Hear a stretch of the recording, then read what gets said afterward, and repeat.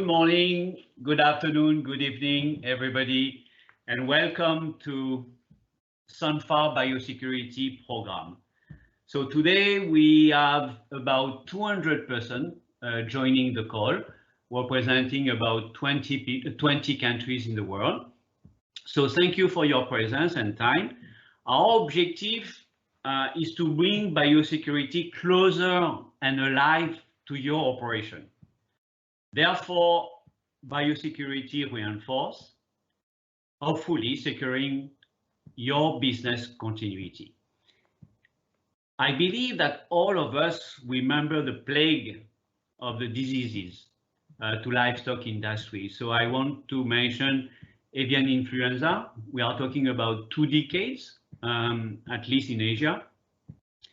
And almost a few months ago and 3 years ago, we have the outbreak of ASF, starting in China, going to Vietnam, Philippines. Until today, there is no commercial vaccine available. So how many of us went out of business because of those crises? So not mentioning the current pandemic COVID-19, and to illustrate our topic today, I pick up from last month news in USA. So during this workshop, foreign animal disease planning and preparation workshop in US with the APHIS, the US Department of Agriculture of Animal and Plant Health Inspection and Services. So one of the major takeaway was the biosecurity best practices every day is the best line of defense. Okay, so I like this I would say starting point for our talk today. So to achieve that, we have invited the best in class in biosecurity from the veterinary faculty of Ghent University, who has been nominated, by the way, for 4 years in a row, the best faculty in the world. Okay, so the Department of Epidemiology is led by Professor Joran de Wolf, who has spent 20 years in prevention disease field with focus on application of biosecurity. He has also published a book on the subject and also on reduction of antibiotic usage. He will be assisted by Nele, Dr. Nele Caekebeke. Since 2017, Nele has been involved around antimicrobial reduction and training to international public. She's also part of the BioSec team. So Nele will be the one today to kick off the introduction of the subject. And also Andy Bevat, new to the team and contributor to the development of e-learning module of biosecurity. We will have also Dr. Plamen Nikolov, our veteran in biosecurity from Vilofoss. Dr. Nikolov brings more than 20 years of experience in animal nutrition and biosecurity, with loads of field experience worldwide. So Dr. Nikolov will share the application benefit of his preferred powder disinfectant called Stalosen F. So how are we going to do that, this session today? So we will have basically a 30 or 40 minutes. We will be together 30 to 40 minutes. So we propose first to go through the presentation, and then if you have any burning question during the presentation, on the right part of your screen, you have a feature of Q&A. So you can record your question over there. And at the end of the presentation, we will come back to the Q&A. And if there are too much questions, be sure that all those non-answer will be posted in Sanphar website next month. Okay.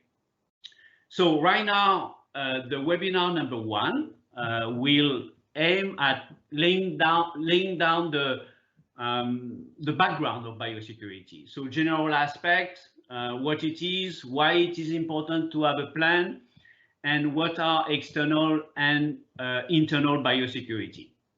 So Dr. Nele will basically bring us back to basic, right? So Dr. Nele, the floor is yours. Thank you very much for the introduction, Harry, and for inviting us, to the entire team. Thank you for inviting us to be part of this series of webinars. And as this is the first one, we wanted to keep it short and only touch upon some of the basic aspects of biosecurity. But before we can do that, we have to make sure that everyone is on the same page on what biosecurity actually is. And the definition that we use is the one that you can see on your screen now. So for us, biosecurity is a combination of all measures that can be taken to reduce the risk of introduction of a pathogen and reduce the risk of spread of those pathogens once already on site. And those measures can be applied on farm level, on country level, or even worldwide. So as you understand from the definition, biosecurity has everything to do with prevention, preventing infections from coming to your farm and spreading. And a good biosecurity program always includes different actions. It's never just one specific measure or action that can be applied and which makes sure that your farm or your integration, whatever, is safe. So it should always be a combination of different things. Which doesn't mean that you have to implement 10, 20, or maybe 15 different things, or not even at the same time. You can do it on short or long term, but in general, it should be concluding of all different kinds of things, which we will come back to in the following webinars. As already mentioned, the biosecurity measures can be applied on different levels, and we will focus for this entire series on measures applied to the farm level. But as mentioned, those can also be applied on an entire country or even globally. So of course, biosecurity has everything to do with reduction of those infections spreading. So then we mean spreading from one animal to another. But those can be two animals within one stable or one house, but it can also concern animals from neighboring farms.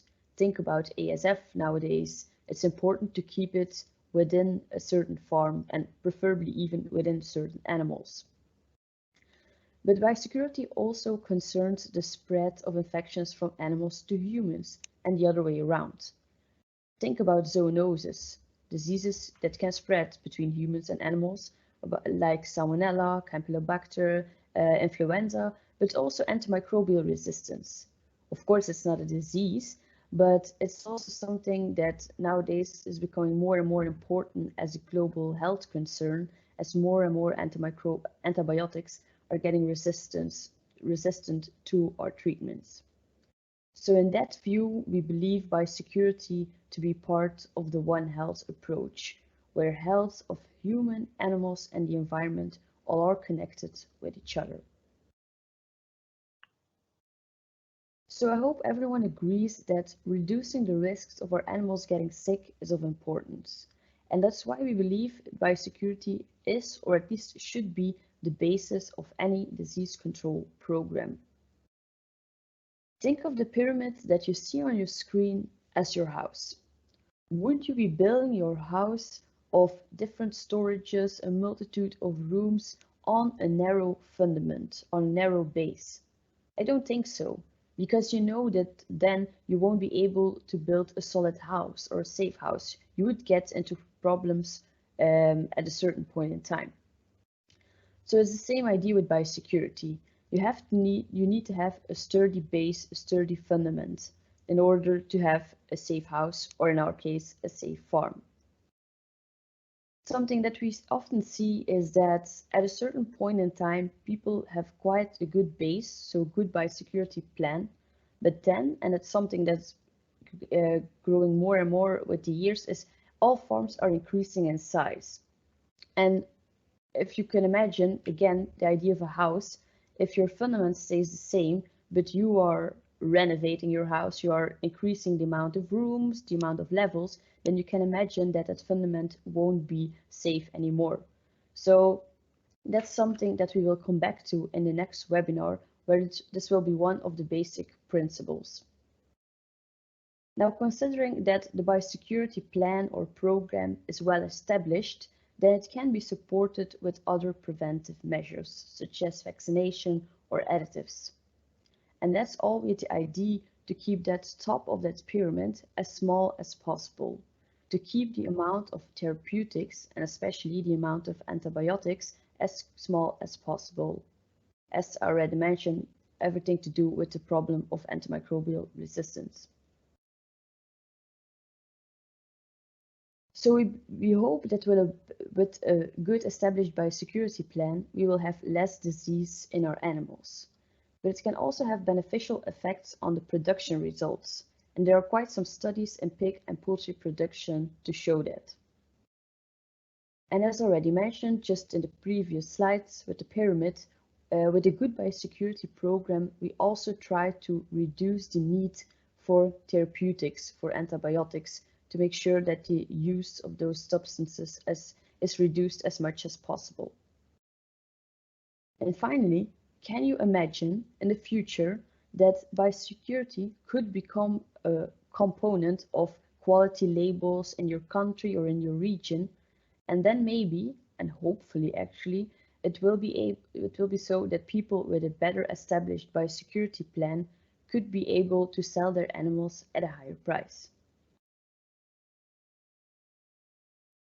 A question we often receive is whether biosecurity measures aren't expensive.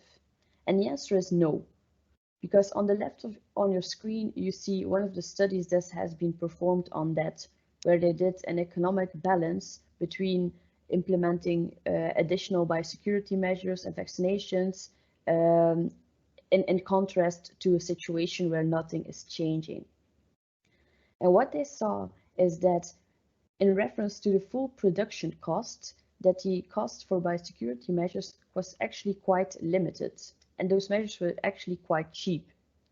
And also that the investment on biosecurity was gained back by reduced costs in the amount of curative treatments. So, as already mentioned, there was lesser need to treat animals with antibiotics. And above that, production results went up. So in the end, biosecurity did not cost you anything, it brings you money. On the right-hand side, it's one of the multitude of studies that have been done on the effect of biosecurity on the antimicrobial usage, just on that, with that focus.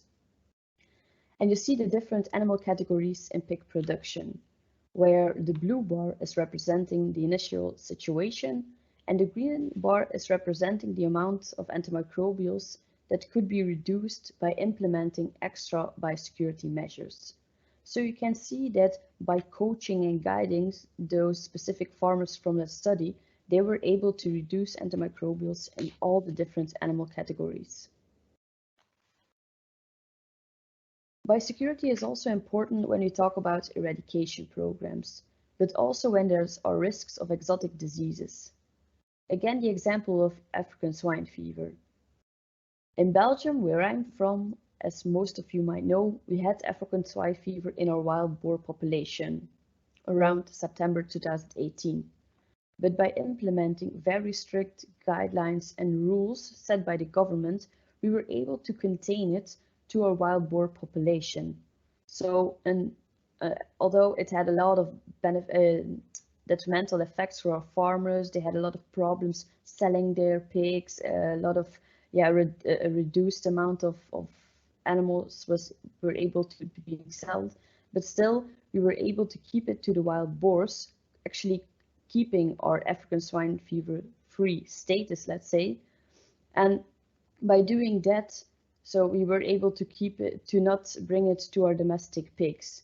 And for that reason, since this week, our farmers in those regions were able to again put animals on site. So even still, after 2 years, now they are able again to produce new animals, and we again have our completely fool-free status. So biosecurity was not able to keep ASF out of our country, but we were able to contain it to a certain region and to the wild population. Of course, biosecurity, as already mentioned, is very important for public health. Think about those zoonoses. And also, we believe that with a better biosecurity, there will be healthier animals, lesser disease. So again, that's a benefit for animal welfare, something that's becoming more and more important for the public, for the consumer. Now, I hope everyone is convinced on the importance of biosecurity. But now, how can we implement this in practice? Well, the principle is actually quite easy and it's stated on your screen.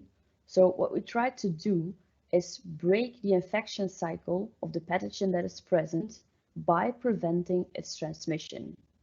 So if we keep a pathogen from going from one animal to another, we can stop an infection, hopefully. And depending on the situation, as I mentioned with the threat of ASF and avian influenza, those measures that can be taken can be quite specific to a disease that is present or to a threat that is present. But in other situations, in other points in time, also basic biosecurity measures can be in place or should best be in place. And those can be actually quite generic and not specified to a specific disease. But although the principle is quite simple, we will not be able to give you just a script or a list at the end of this webinar that you can just follow and apply to all the farms you're visiting or to your own farm, because you have to take into account multiple factors. As already mentioned, the country you are in, the threat of certain diseases present in your country is of big importance, but also the situation of your farmer. Is he believing in biosecurity measures? And if he is, does he have the capacities to change things? Both capacities and the amount of manpower or financial situation, all those different things have to be taken into account, making that putting biosecurity in practice can be quite complex. And you should never apply a certain plan to all different kinds of farms. Every plan has to be specified to a specific farm or situation. But don't despair. During the following webinars, we will provide you with information, tools on how to address the different problems and how to quantify biosecurity. And as in the following webinars, we will talk a lot about external and internal biosecurity. I also want to explain to you these principles as well. So these are actually the two topics that biosecurity consists of, with external biosecurity the best known by most people. So these includes all measures concerning the reduction of the risk of introduction of a pathogen, being it trucks coming in or out your farm, animals going in and out, visitors, your veterinarian, wild animals, vermin, all those kinds of things are included within external biosecurity. So everything to do with contact with the outside world. Internal biosecurity, our second part, has to do with a reduction of the spread of a pathogen once it's already in place. Because rule number one is try to keep infections out of your farm, your country. But rule number two is when it's in, keep it in. So best ideal situation, of course, is to keep an infection out of your farm. But when it's already there, you should try to contain it to preferably one animal. But if that's not possible, to one house or one stable. And even when that's not possible, try to contain it within your farm and then deal with it. And internal biosecurity is something that is less known by most people, but it's becoming more and more important as farms are increasing in size. Also, a lot of farms have different age groups, so internal biosecurity is becoming more and more important in daily practice. And during the following webinars, we will discuss the specifics of these two parts. So webinar 3 to 5 will cover external biosecurity, and webinar 6 to 8 will cover internal biosecurity. So we hope to see you then. Thank you. Thank you, Nele, for bringing us back to basic. So I have, during your presentation, took some notes, and I would like to share my takeaway from Nele. So biosecurity, in short, is preventive measures, right? Less disease pressure, and it could even contribute to the eradication program. So this is really very important. Less antimicrobial usage, saving cost, right? And therefore improving zootechnic performance, so better quality of meat and better pricing, so better profit. Therefore, business continuity. So securing the business continuity. No general rule, but specific plan to the situation. So, and I like the image of building a strong house foundation, right? And keeping the house safe, right? So thank you, Nele, for bringing us back to the basic. So now I would like to Dr. Nikolov to pitch about his preferred powder disinfectant. Good morning. Today I will introduce shortly our product Stalosan F, which is produced by the company Vilofoss, Denmark. Actually, Stalosan F could be a very useful tool for biosecurity because it is a very good broad spectrum powder disinfectant. And it is unique because actually it is especially formulated for application in presence of animals. And it is also capable to bind ammonia and moisture in the litter. So it makes it really a very helpful tool, not just to biosecurity, but also to animal welfare. It is unique also because this is the only disinfectant registered in many countries around the world. And it makes it one of its league towards the other drying products available on the market. It is also applicable for a variety of animal species, and it is not toxic for the animals or people who apply it. On the right-hand side, with the blue picture, you can see a red curve, red line, which represents the multiplication of pathogen bacteria, which are brought into the farm together with the animals or with the new litter. So reaching a certain level, those multiplication of pathogens can cause a disease outbreak. And actually using Stalosan, we are capable to keep the pathogen pressure in a very low level. In this case, we are not just capable to reduce the disease outbreaks, but also to reduce the antibiotic use and to improve the profitability and sustainable production, animal production. So I will stop with this short presentation. Thank you very much. Thank you, Plamen, for your straightforward value proposition of Stalosan F. So now it is your time. So let's do Q&A, and I would like to go through the question that you have forwarded to us, and I would kick off the Q&A session with Nele, if you are ready, Nele. So how to evaluate and find the loophole of a biosecurity system? Nele? Yes, thank you for those questions. At first, it's something that we countered a lot during the past. So for that reason, around 10 years ago, our team developed a tool to measure biosecurity, to quantify the situation on your farm or your client's farm. So that would be a first step to quantify, to measure the situation as it is, because it's a tool that, for those of you interested, you can just find on our website for free, for different animal species in different languages. And at the end of the survey, because it is a survey, you will get a report. And it's divided within different sections. And it will give you a score between 1 and 100. 100 meaning the most ideal biosecurity situation, 0 meaning the worst, according to us. So from that report already, you can have an idea where certain points of attention are present within that specific farm.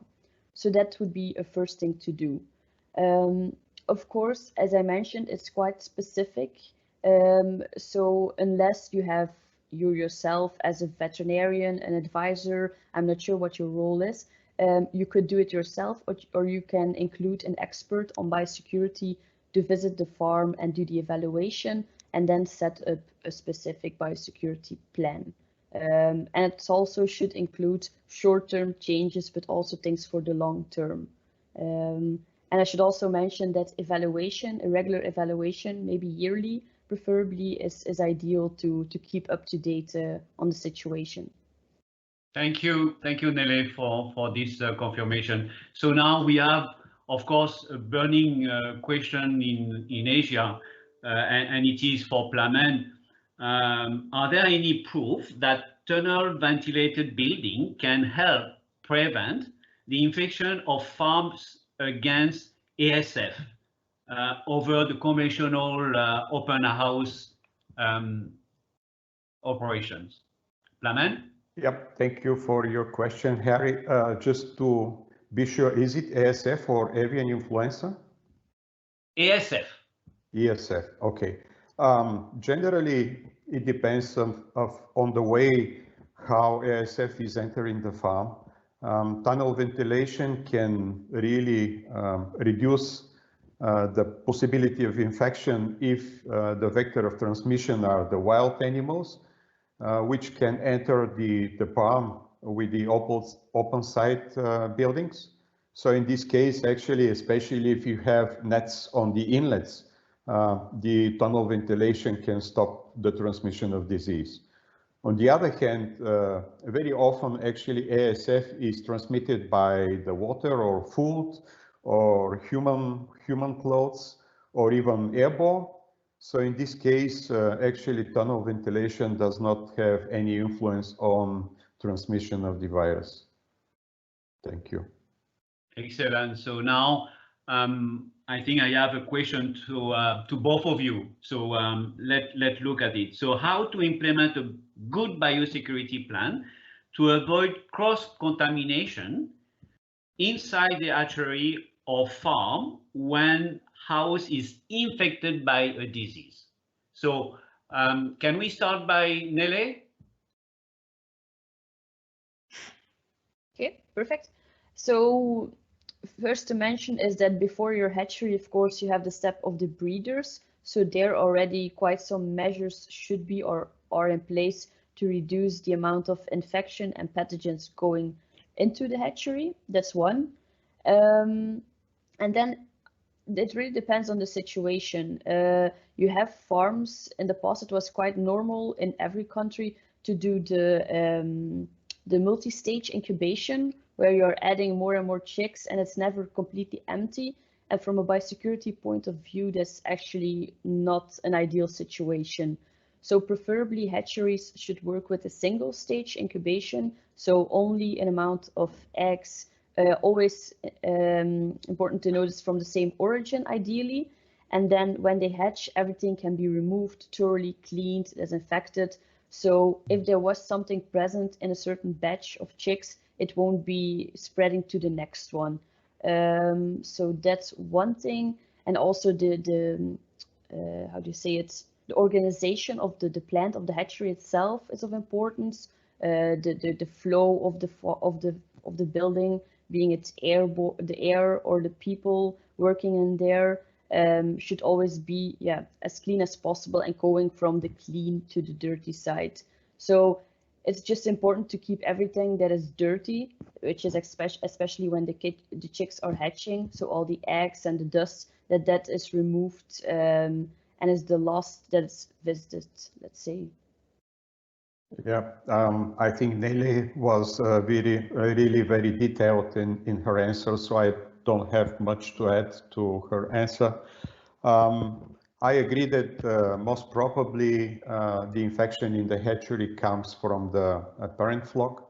So it is very important to focus the measures, the preventive measures or curative measures to the parent flock, just to deal with the infection.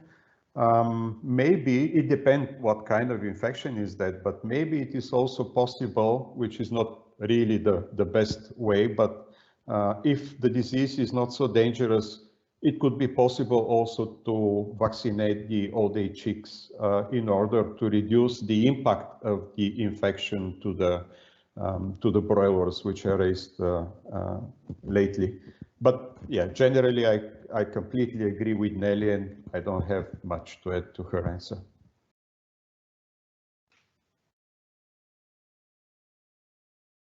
Very good. So I think we have covered that question. So we have a couple of questions popping up on the how to use best use of Stalosan F in animal house. So I would keep that aside for the time being, and we will post all the details regarding Stalosan F usage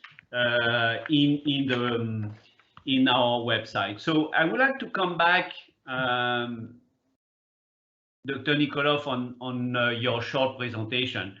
You mentioned broad spectrum. Can you elaborate on that? Yes, thank you, Harry. Generally, Stalosan F has been tested against many different pathogens. On the first place, of course, it is bacteria, which are the most common pathogens. But we also have a lot of tests and trials made against virus and fungi. And we also find out that Stalosan is very effective against parasite eggs like Ascaris or Coccidia. And Stalosan is also capable to control the fly population in the building. So it is really, when we claim that Stalosan have a broad spectrum efficacy, we have really a very huge database of trials and tests against different pathogens. Thank you. Very good. Thank you, Plamen. So one question for you, Nele. When it is needed to establish a biosecurity program, is it when you have a big farm or when there is a threat of infectious disease? Thank you for that question. It's something that I kind of talked about when I was talking about the idea of the house. So in general, we believe that all farms should have more or less a biosecurity plan or program at site. And it's something that will the professor will come back to in the next webinar. But depending on the size, it can be more important because normally, well, or often, the bigger the farm, the more animals, and the more valuable your animals are. So when a certain disease would come into your farm, when you have an infection, then the consequences are much bigger. So in general, we say that if you are increasing the size of your farm, you should also increase your biosecurity measures. So basically it's for everyone, but the bigger or the more valuable your animals are, the more important the biosecurity plan should be. Thank you, Nele. So we want to keep you online, Nele. So the next question is what BioCheck is about. Okay, thank you. I'm sure the context will be shared on your website as well. But basically, BioCheck is something that Professor Jeroen de Wolf, which you will see in the next webinar, developed around 10 years ago. So it's the name of our platform where we have the survey, as I already mentioned, to quantify, to measure biosecurity on all different kinds of farms. And besides that, there you can also find a lot of information on biosecurity in general, but also information because we also give a lot of trainings like these ones, consultancies. We also have e-learning modules. So yeah, it's the name of our platform where we deliver, or we share our expertise with everything relating biosecurity. Very good. So I believe that we have gone through the stock of questions that we have, we received. So I would like to conclude on that session. So that was all for today. So thank you again for your time, and hope that it was a good reminder to all of us. I would like to give you rendezvous next month, same time, with Professor De Wolf for a deep dive into the 5 principles of biosecurity. So thank you for your time, and see you next month.